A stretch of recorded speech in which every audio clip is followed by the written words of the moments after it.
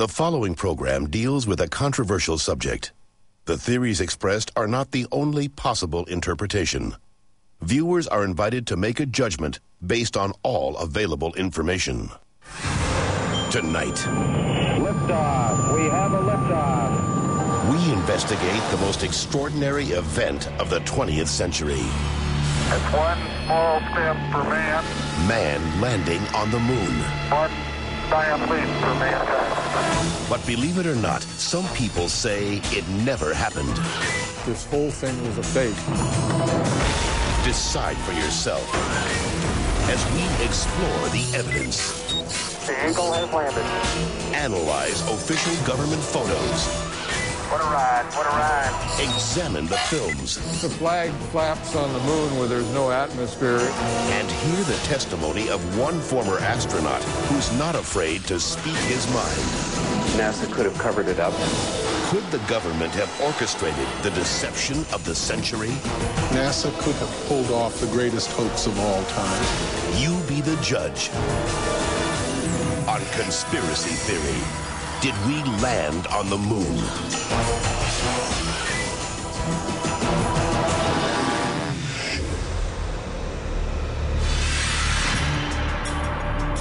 On July 16th, 1969, America held its breath.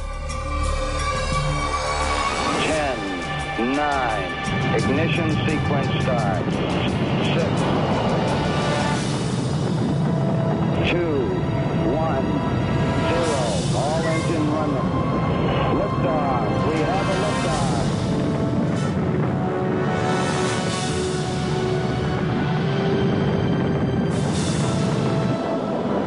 Apollo 11 blasted into space, beginning its 250,000-mile journey to the moon.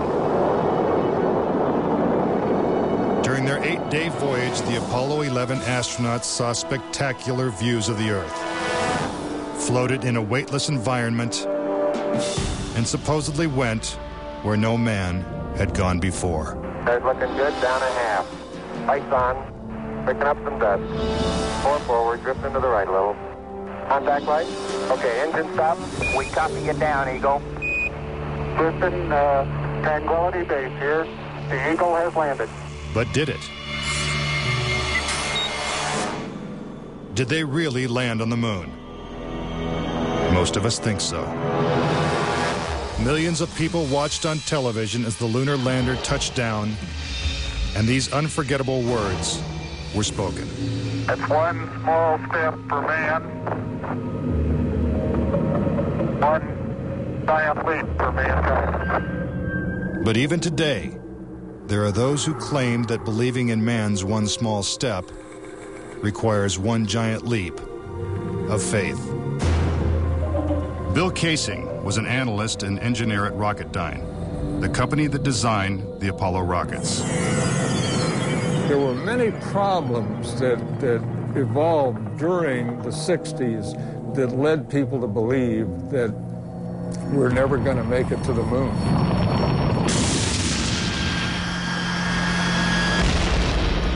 Three decades ago, when the world watched Apollo's lunar landings, Bill Kaysing was watching too. But what he saw on television, combined with his experiences at Rocketdyne, made him a skeptic. The whole thing then seemed phony to me. I think it was an intuitive feeling that what was being shown was not real. As he studied the footage more closely, he was shocked to find several inconsistencies. Kaysing observed that despite the clarity of deep space, the stars were missing from the black lunar sky. He saw the American flag waving, even though there is no air on the moon. And he discovered that there was no blast crater beneath the lunar lander, where its powerful rocket engine had fired. This evidence convinced Kaysing that we never sent a man to the moon. But NASA dismisses these charges. There are always going to be people who believe some outlandish theories, and the notion that we somehow were able to fake the lunar missions is pretty outlandish. As outlandish as it might seem, it has been estimated that as many as 20% of Americans believe we never went to the moon. But how could anyone think that one of the greatest moments in human history is a hoax? Is it really possible that NASA deceived the world? According to a former astronaut, it's entirely possible. Regarding the Apollo mission, I can't say 100% for sure whether these men walked on the moon. Brian O'Leary was a NASA astronaut in the 1960s and served as a science advisor during the Apollo moon missions. It's possible that NASA could have covered it up just in order to cut corners and to be the first to allegedly go to the moon. Was getting to the moon first so important that our government would consider faking it? To find the answer, we have to go back 40 years, to a time when America and the Soviets were locked in a struggle for world domination. People assumed that the nation that won the space race would win the Cold War. We defined that as being first to the moon. It was a time of more or less national hysteria. On October 4th, 1957, the Soviets terrified America when they sent Sputnik, the world's first satellite, into orbit. The New York Times had to publish an article explaining to Americans that it did not carry nuclear bombs that could be dropped on the city from that altitude. The American public's fear of nuclear annihilation intensified as Russia took the lead in the space race. House Speaker announced in Congress that we may be headed for extinction. Many feared that the Soviet Union's ultimate goal was to put a missile base on the moon. Meanwhile, America's space program was having difficulty even getting off the ground. The chances of getting to the moon and returning safely to Earth were something like 0.0017%. In other words, virtually an impossibility. What actually happened, in my mind, is that during the 60s, they said, if you can't make it, fake it. But if the Apollo missions were fake, how was this monumental hoax accomplished? According to Casing, the launch of Apollo's Saturn V rocket was real. It just never sent astronauts to the moon. The astronauts were launched with the Saturn V. Then, in order to account for their disappearance, they simply orbited the Earth for 8 days. And in the interim, they showed these fake pictures of the astronauts on the moon. But on the 8th day, the command capsule separated from the vehicle and descended to Earth, as, of course, was shown in films.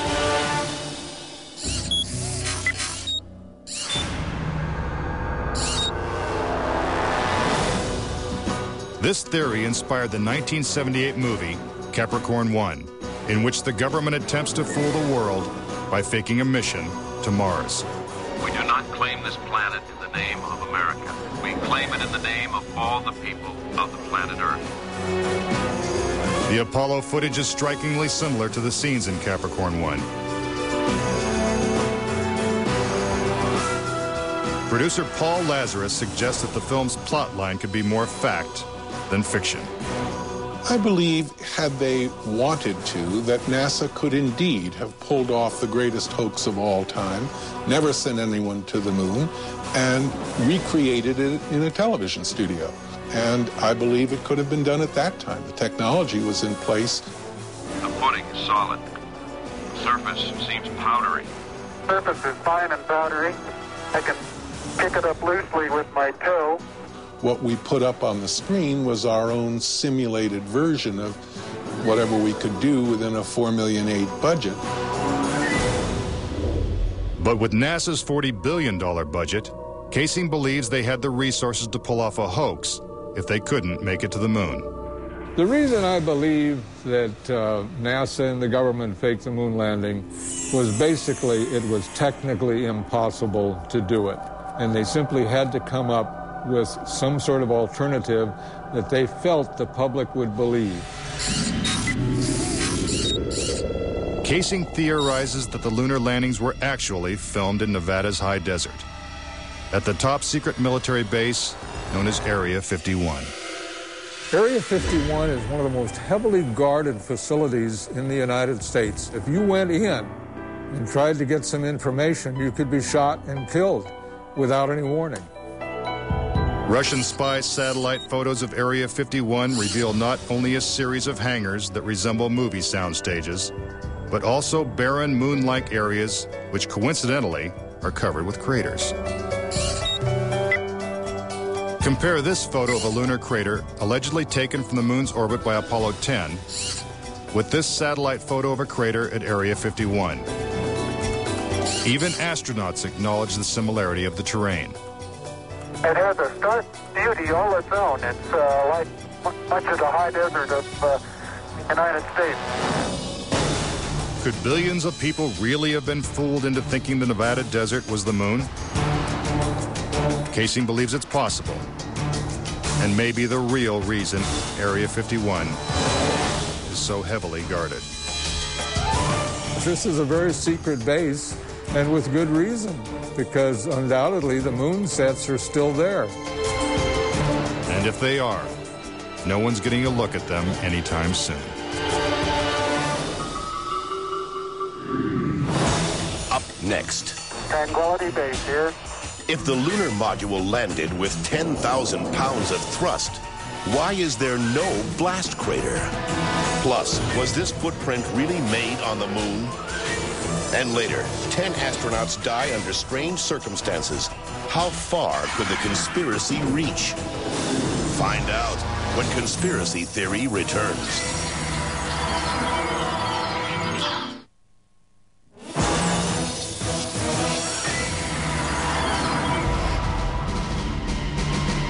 We've all been led to believe that on July 20th, 1969, the Lunar Excursion Module, also known as the LEM, carried American astronauts to the surface of the moon. But could it have simply been a prop lowered by wires onto a movie set? Bill Casing says that this may explain the absence of engine noise in the official NASA footage.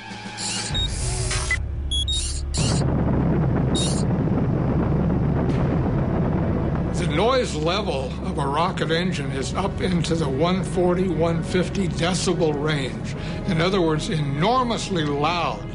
How would it be possible to hear astronauts' voices against the background of a running rocket engine? Picking up some dust. 30 feet, 2.5 down. Straight shadow. 4 forward, drifting to the right a little. Contact light. Okay, engine stop. Is this evidence that the footage is actually fake? A sequence shot in a controlled environment here on Earth? Just months before this historic landing, a prototype LEM was flight tested at Ellington Air Force Base. While NASA cameras record the test flight, Neil Armstrong struggles to control the unwieldy craft. Then, at approximately 300 feet, the lander flies wildly out of control. At the last second, Armstrong ejects.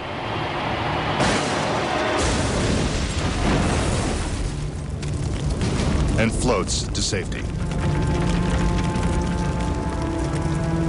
If the lander was so unstable and difficult to fly in the controlled environment of Earth, then how could the LEM land 6 times flawlessly in the alien environment of the moon? The LEM had a single engine mounted dead center, and then they had little push jets, thruster jets, a couple of them up on top. This was supposed to control their attitude as they came down. Well, I'll tell you a secret. The instant you moved your tail in that cabin an inch, you would change the load pattern, it would begin to tilt, and it would start that thing spinning.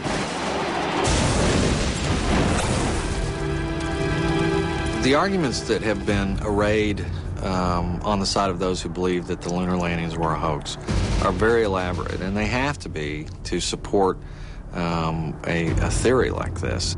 In the end, there's one set of evidence that is irrefutable, and that is that there are footprints, boot prints, still on the lunar surface. But conspiracy theorists say that the footprints themselves are suspicious. The surface appears to be very fine-grained as you get close to it. It's almost like a powder.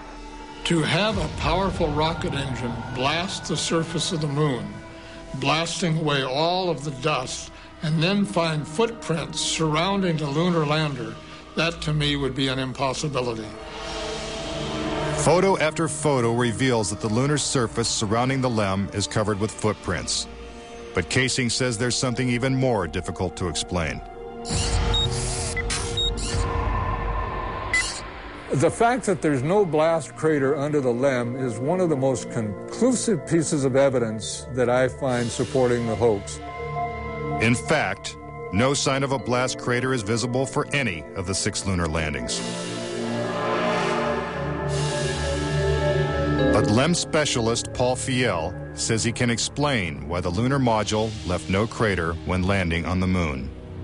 The amount of thrust that you need coming out of the bottom of the descent engine is about 1,500, 2,000 pounds of thrust. And all that does is just push dust away. There's no burning or anything like that. Yet NASA's own scientific illustrations clearly depict a blast crater. Then there's one other point.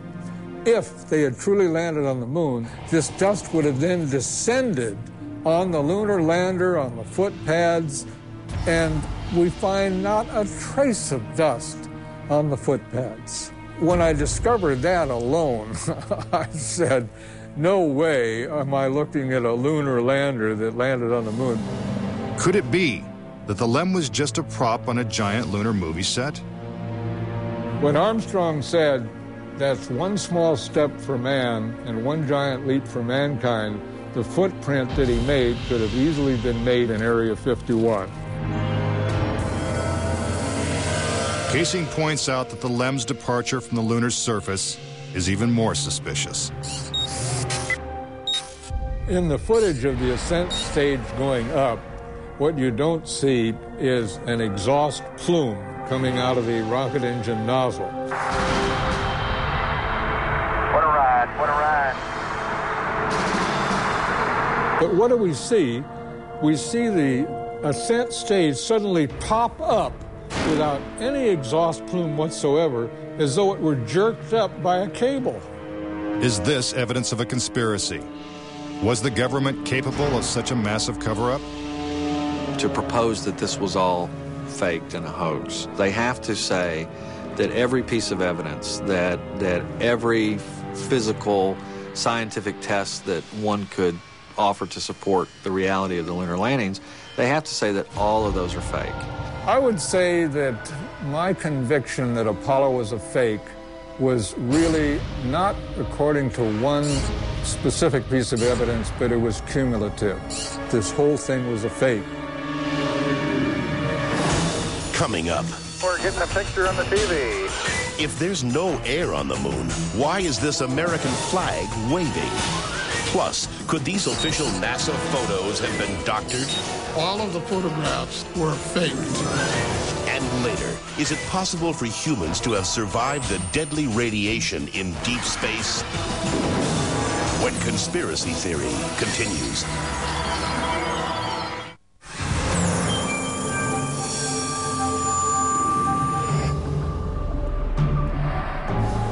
If the moon landings were actually filmed on a movie set, then where's the evidence?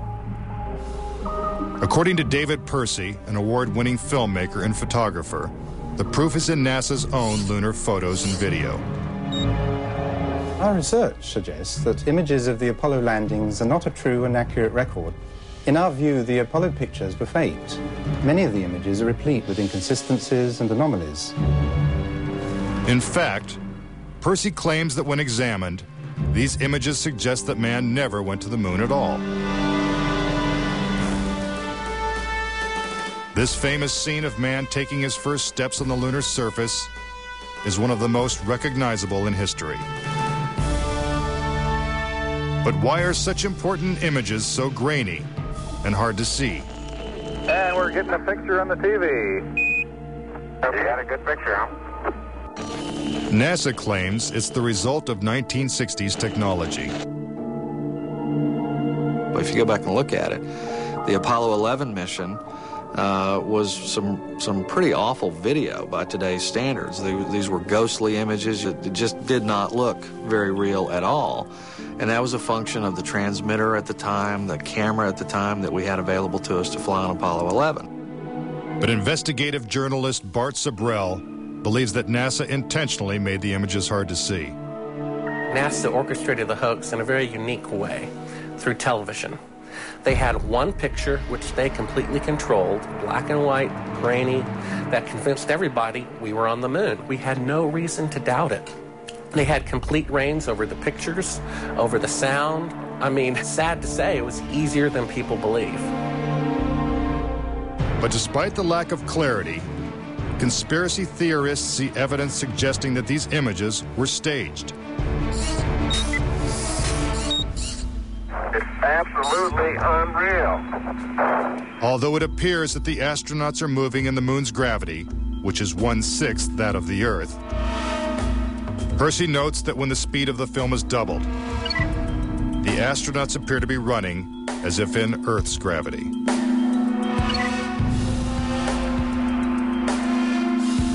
Also, when the footage of the lunar rover is doubled in speed, it looks as if it's driving here on Earth. But there's another reason some believe the Apollo missions were shot on Earth.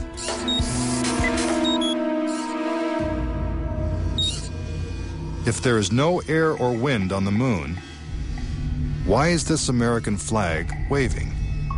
The fact that the flag flaps on the moon where there's no atmosphere means that there must have been a little blast of wind out in Area 51 where they shot this. Could these questionable images simply be the result of astronauts struggling to plant the flag into the lunar surface? Or is there more going on than meets the eye? What about the still photography? Some say the design of the bulky spacesuits would have made it extremely difficult for the astronauts to operate their chest-mounted cameras. The man who designed these cameras is Jan Lundberg. Once on the moon, on the lunar surface, in the dress, in the life support system, you couldn't see the camera. They couldn't bend their head that far down. They had no viewfinder. They had to aim by moving their body. Click, click, click. If the cameras were so difficult to manipulate, how were thousands of photos taken with crystal clarity and precise framing? The pictures that we see that allegedly were taken on the moon are absolutely perfect. But with closer examination, Casing says flaws begin to emerge. Unfortunately, errors were made which are now being discovered. Conspiracy theorists point out that lighting is a major flaw in the lunar photos. Case in point, on the moon, the astronauts' only source of light was the sun. They had no extra lighting, no flashes or things like that. Yet in this photograph from Apollo 14, the shadows are cast in different directions, suggesting multiple light sources. The shadows cast by the rocks in the foreground should have been east-west, like the LEM shadows. And in this photo from Apollo 17, again the shadows are pointing in different directions. Outside in sunlight, shadows always run parallel with one another. So the shadows will never intersect. Conspiracy theorists say it's not just the shadows that indicate the use of additional lights, but what has been photographed in the shadows. For example, here's an astronaut who descends into a huge shadow cast by the lunar module. Yet his entire body is still visible. How is it that he is not shrouded in darkness? Here's the same maneuver from another Apollo mission. Again, the astronaut is brightly lit in what is obviously dark shadow. And in this picture, the sun is directly behind the astronaut. His figure should be a silhouette. Yet even the smallest characteristics of his suit are recognizable. It seems like he's standing in the spotlight. And I can't explain that. That escapes me. Why? And finally, in this picture with the sun behind the lunar module, the front of the craft is clearly visible. The words United States are crisp and clear. How could these backlit pictures be so detailed? It's because there's more than one light source, which means they're not on the moon. But NASA simply dismisses these arguments. There are a number of claims that the pictures taken by Apollo astronauts were faked. And there are so many, it would be an exercise in futility to go off and try to answer all of those. But the questions continue.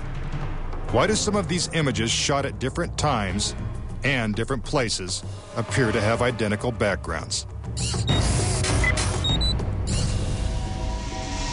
These two photos seem to have the same mountain backdrop, yet the lunar module is only present in one of them. Seemingly impossible, since the LEM never moved and its base remained even after the mission. What a ride, what a ride. Some suggest the same artificial backdrop was used when shooting two entirely separate pictures. Background discrepancies are also apparent in the lunar video. The best evidence are some pictorial anomalies in the photographic record of the trip to the moon. There is one for Apollo 16 where the same shot, the same hill, appears in 2 different days.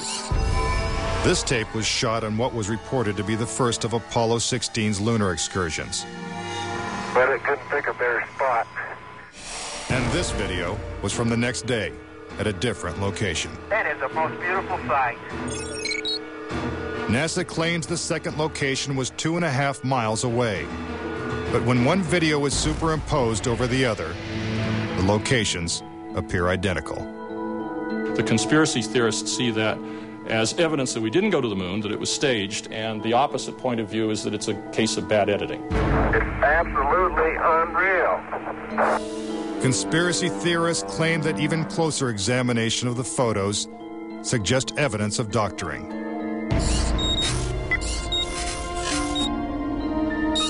For reference, crosshairs were permanently etched into the lunar cameras, so they would have to appear on top of every image. But in this photo, a crosshair is behind a part of the lunar rover. This situation is impossible and has to be the result of technical manipulation and doctoring of the image. And in this photo from Apollo 11, the equipment in the foreground is covering the crosshair, not behind it. And in another from Apollo 12, the American flag is covering one crosshair and the astronaut is covering the other. When presented with these questionable photos and videos, NASA refutes the conspiracy theories. Some range from incredibly complicated to incredibly goofy. There are arguments that are wrong optically, they're wrong physically, they're wrong scientifically, they're wrong historically. There's a great deal of claptrap that is sort of woven in to these arguments. But despite what NASA says, conspiracy theorists still insist that Apollo was a hoax. When I looked at all the pictures and all the footage, I'm absolutely convinced, I bet my life on it, that we didn't go to the moon. I know for a fact that we didn't. Coming up next, tragedy strikes the Apollo program. The program could be stopped dead in its tracks. 3 astronauts die in a pre-launch simulation. But was it an accident? He was going to blow the whistle on the whole project. And later, could the astronauts have survived a trip into deep space? Before they got 1/2 to the moon, they would have picked up a death dose of radiation. Next, on Conspiracy Theory.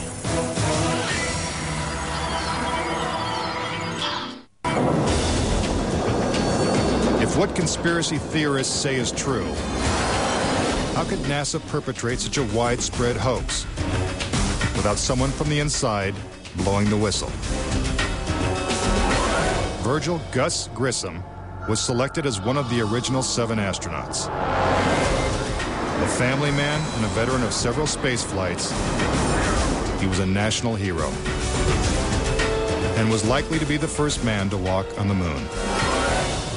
But Grissom was also an outspoken critic of the space program and was quoted as saying, "Someone's going to get killed." Unfortunately, Grissom's worst fears were soon realized. On January 27, 1967, 2 years before the first moon landing, Grissom and his crew boarded the Apollo 1 capsule for a full-scale simulation. The problems began almost immediately. First, the capsule's communication systems failed. You copy? No, I didn't read you, Chuck, at all. I can't read you, Chuck. You want to try the phone? How do we gotta get the moon? We can't talk between three buildings. I can't hear what you're saying. Suddenly, the capsule burst into flames with the astronauts sealed inside.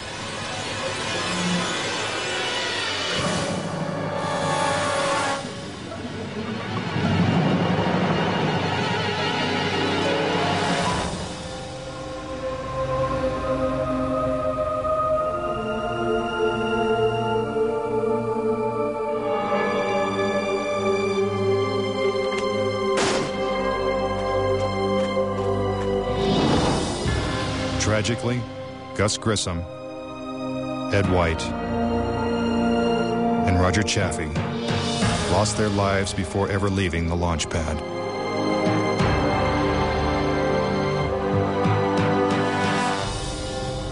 Gus Grissom's family believes the Apollo 1 fire was no accident. I think it was intentionally sabotaged by someone. It's been a question in my mind, what was found in the accident investigation and how was that handled? Was the CIA involved or whoever? But it was done intentionally. Grissom's family doesn't know who was responsible for his death or why it happened. But they say NASA knows the truth. Gus gave his life for this program, and I feel like that it is up to NASA to come forward and give us a direct answer to what really happened.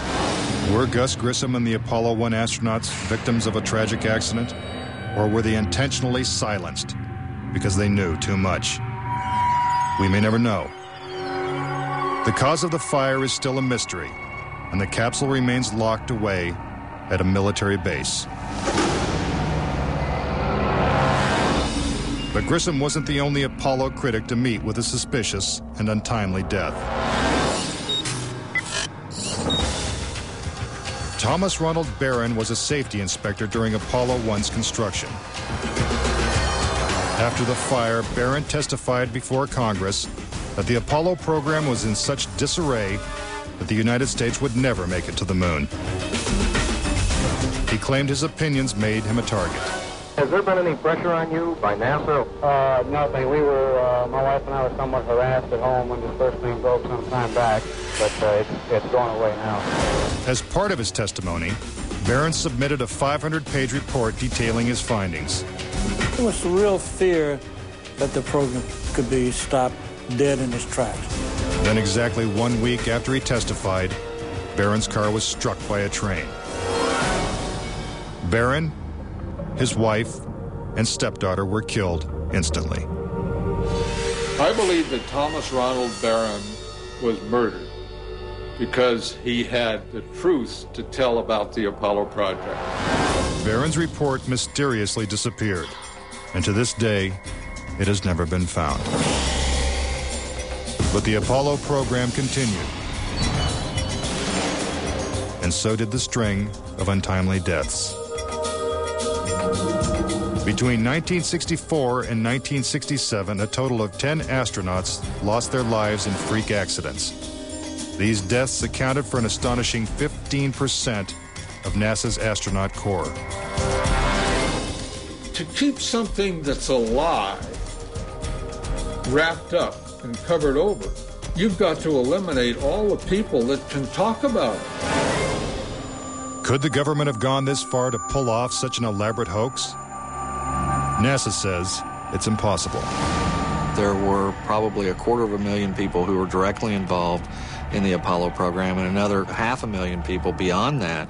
750,000 people can't keep a secret like that. That's just not going to happen. But Bart Sabrell insists that most NASA employees knew nothing of the deception.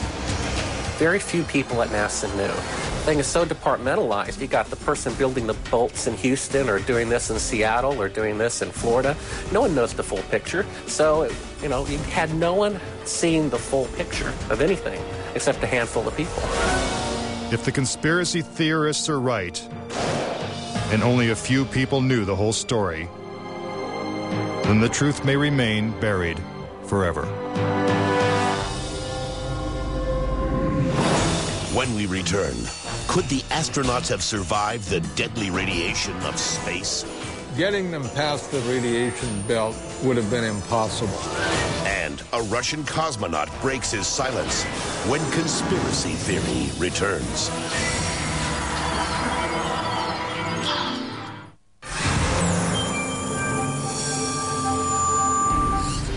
Suspicious deaths, evidence of doctored photos, and flags waving in the airless vacuum of space are not the only reasons to doubt that we ever went to the moon. Some say the astronauts could never even have survived the trip. The reason why they couldn't go to the moon is because of a phenomenon that few people know about called the Van Allen radiation belts. 500 miles above the Earth, these bands of intense radiation surround our planet and are thousands of miles thick. Any human being traveling through the Van Allen belt would have been rendered either extremely ill or actually killed by the radiation within a short time thereafter. Other than the Apollo missions, no other manned space flight has attempted to pass through this deadly radiation. Every manned mission in history, Gemini, Mercury, Skylab, the Space Shuttle, has been below the radiation belt, all except going to the moon. To protect the astronauts, the capsule would have needed 6 feet of lead shielding, according to physicist Ralph Rene.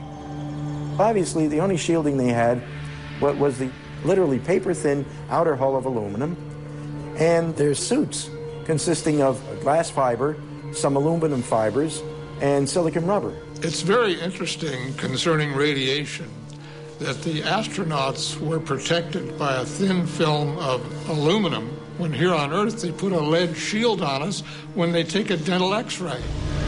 Some theorize that if the Van Allen belts didn't kill the astronauts, even deadlier doses of radiation deeper in space would have.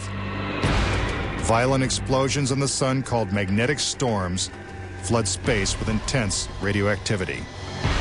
A magnetic storm will come along, and that can increase the intensity of the radiation belts by maybe 1,000 times above what it was before. According to Rene, the Apollo 16 mission coincided with one of the sun's most intense storms ever recorded. Around the rotating sun came this immense flare, the biggest one of the 20th century. It went on for 3 or 4 days, all the while it's slowly rotating around.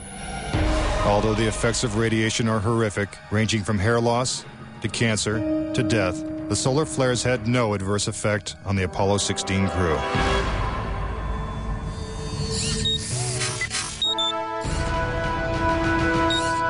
NASA had another problem, and one is that the moon's surface is totally inhospitable to man. If you do it in the dark, and that includes any part of the shadow of the spacecraft itself, the temperatures go down to 250 degrees below zero. In the sun, the temperatures go up to 250 degrees above zero. Rene also theorizes that the astronauts' liquid-cooled spacesuits could not have provided sufficient protection from the intense heat and radiation. But NASA maintains that this hypothesis is wrong.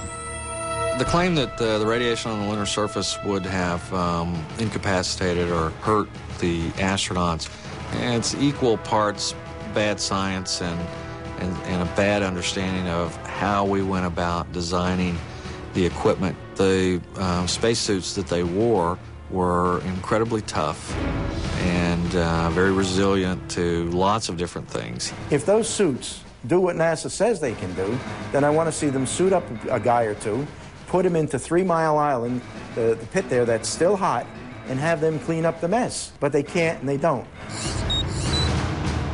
The fact remains that no Apollo astronaut has ever suffered a serious illness from a trip to the moon.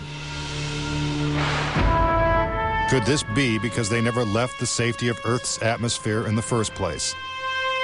This is the main reason why the Russians never really intended to send the men to the moon. Was it the fear of lethal radiation that caused the Russians to abandon their plans to go to the moon? According to one of their chief cosmonauts, it was certainly a factor. Of course, we were worried to go out into the unknown of space. Of course, we were fearful. We had no idea how a human would be affected by the radiation. We suspected that possibly the radiation could even penetrate through the craft itself. Are the deadly perils of space proof that NASA faked the Apollo missions? To this day, the Russians have never sent a man to the moon. And we have no plans to return. A final word when conspiracy theory continues.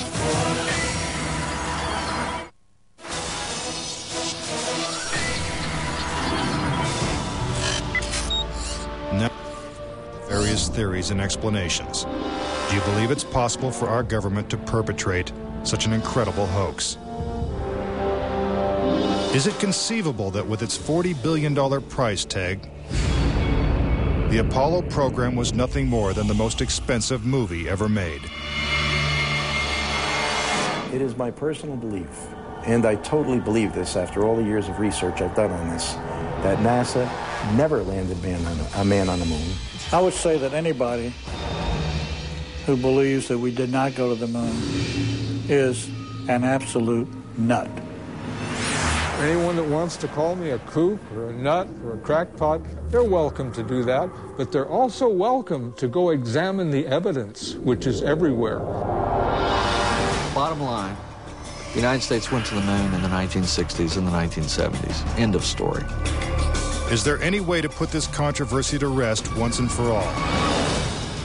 The only thing the experts agree upon is that the answer is 250,000 miles away. If NASA truly landed on the moon, remnants of the 6 successful Apollo missions would have been left behind. The base structures of the LEMs, the abandoned lunar rovers. Even the American flags would still be standing at each landing site. I would like to invite NASA and all of their supporters to simply take the most powerful telescope on Earth and see if there's a lunar lander there. If there's a lunar lander there, I'll never say another word about an Apollo hoax. If there's no lunar lander there, I'll rest my case. But no telescope exists that can examine the moon in such detail. Do objects from the Apollo missions remain on the moon in silent testimony? Or is the conspiracy theory true? In 2 years, Japan will send an orbiter to take close-up photos of the moon's surface. What will they find? Until then, the question remains, did we land on the moon?